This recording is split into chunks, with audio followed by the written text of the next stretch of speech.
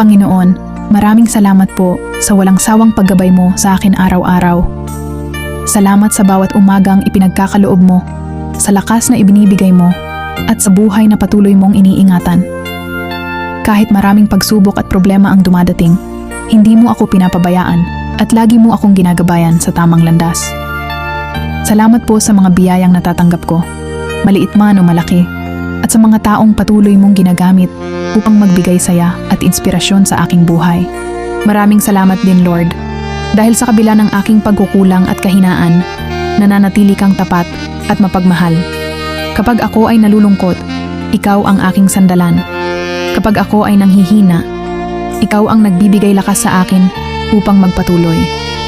Patuloy mo po sana akong gabayan sa bawat desisyon at hakbang na aking tatahakin.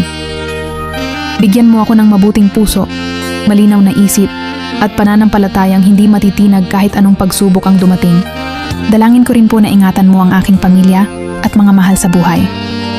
Ilayo mo kami sa kapahamakan at punuin mo ang aming tahanan ng pagmamahalan, kapayapaan, at pagkakaisa. Maraming salamat po sa lahat ng iyong kabutihan at pagmamahal na walang hanggan. Ikaw po ang dahilan kung bakit patuloy akong lumalaban at nangangarap sa buhay. Amen.